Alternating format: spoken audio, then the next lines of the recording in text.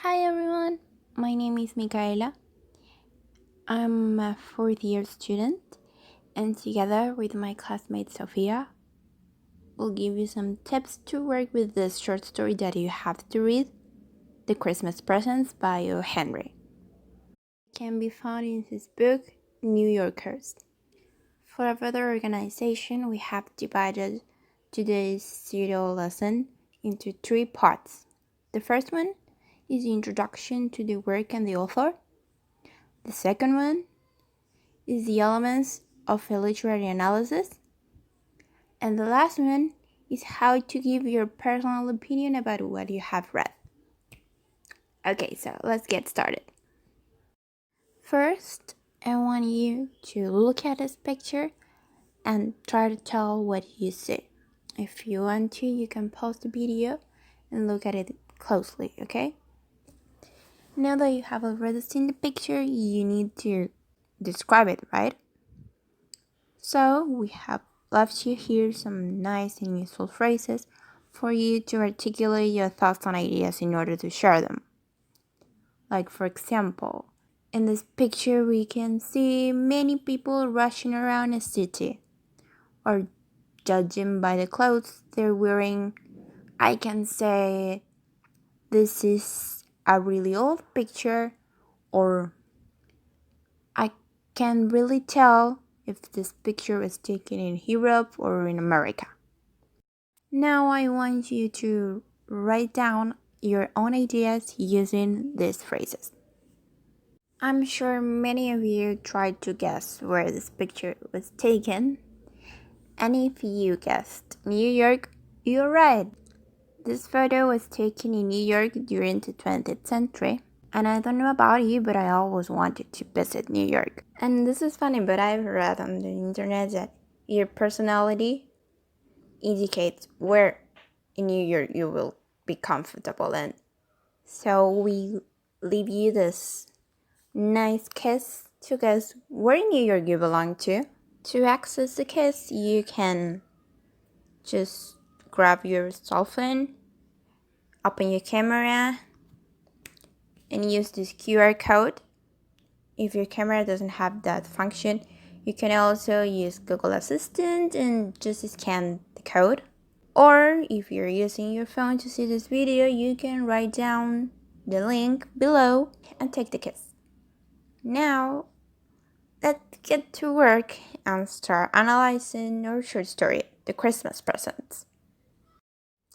The Christmas Presents is one of the short stories that can be found in this award-winning collection named New Yorkers, written by O. Henry in 1901. O. Henry's real name is William Sidney Porter. He was born on September 11th, 1862, and he died June 5 in 1910. Henry lived quite a colorful life, and we feel that for you to understand his writing better, you need to first understand the things he's been through during his life. So in this code or this link below, you have his biography. And once you're done reading that, we have this fun Kahoot game to test your reading comprehension skills. And as you know now, Henry found his biggest inspiration in New York. But the New York you know is not the same New York he lived in during the 19th and 20th century.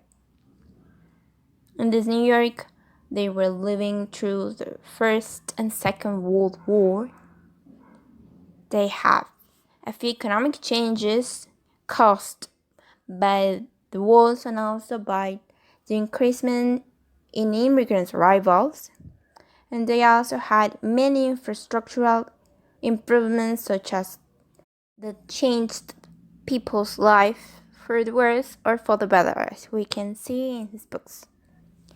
If you want to keep learning about New York during these times, here we leave you a real cool YouTube video about old New York and this article about New York's history. Now that we have covered the author, let's move on into the work itself. The Christmas Present is also popularly known as The Gift of the Magi, and it was first published in the 10th of December 1905 in the New York Sunday World. It was first published in book form in April 1906, 1 year later. And a fun fact, it's supposedly been written in a bar, in a tavern. Cool, right? I'd like to think that you have already read the story. And if you haven't, well, go read it now. And once you're done, we have this word wall game to test your reading comprehension skills again. Well, hi guys, nice to meet you. I'm Sofia, and I will give you a brief introduction to each element of literary analysis. Maybe you already know about them, but if you don't, here they are. We have genre, setting, point of view, characters, plot, themes, and writing style. Now I will tell you a little bit more about them.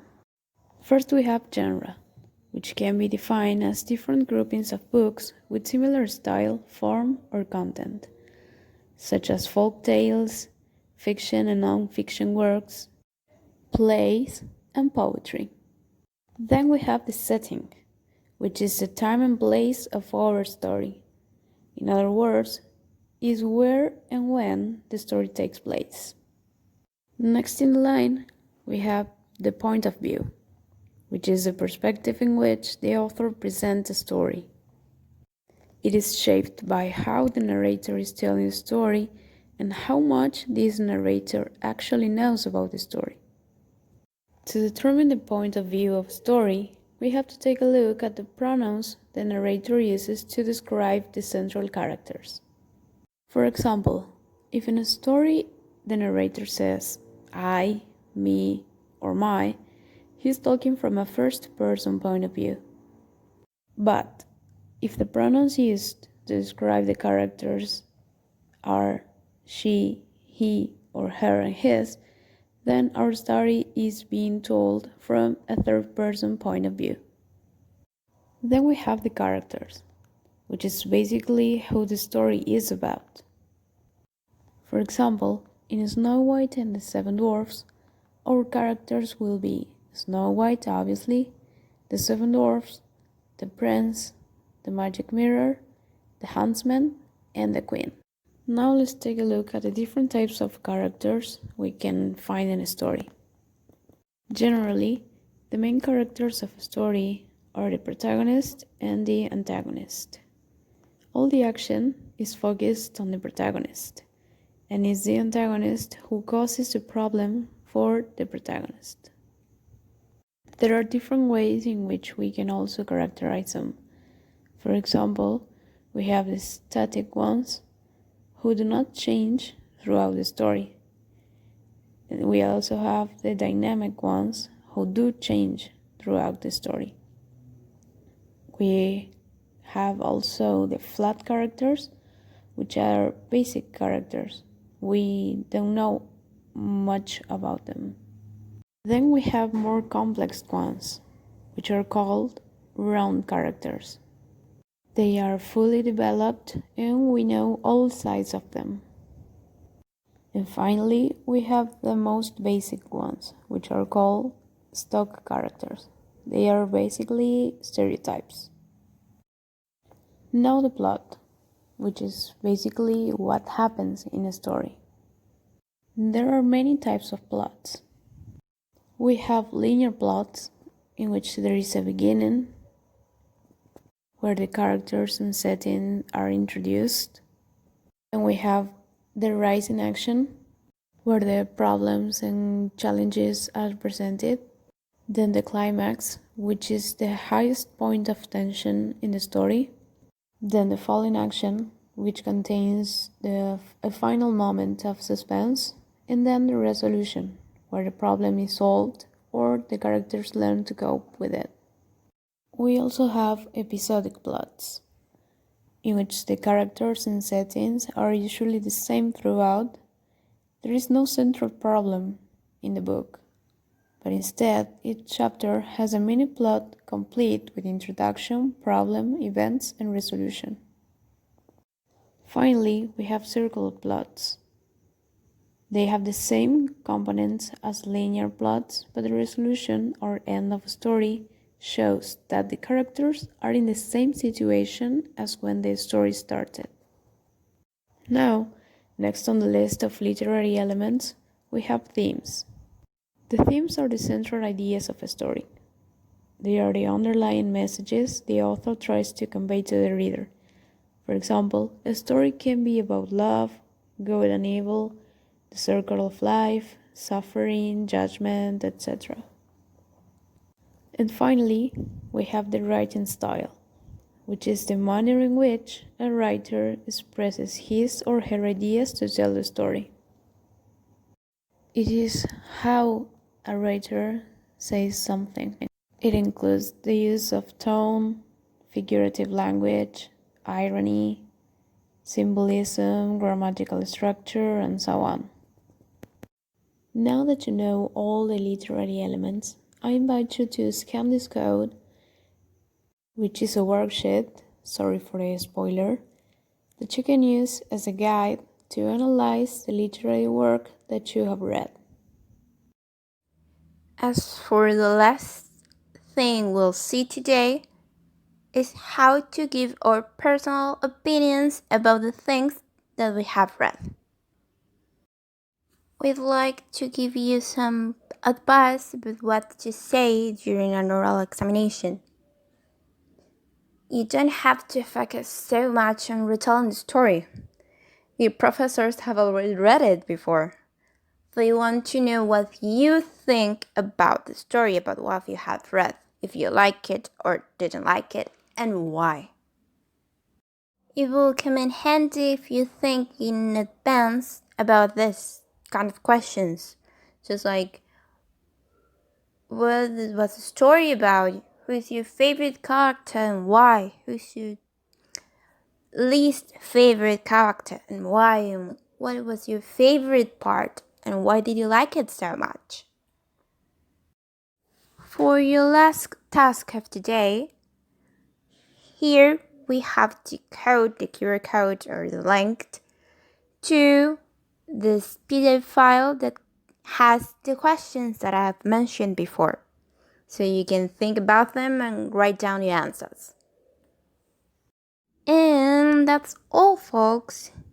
Thank you for your attention. Thank you for your participation.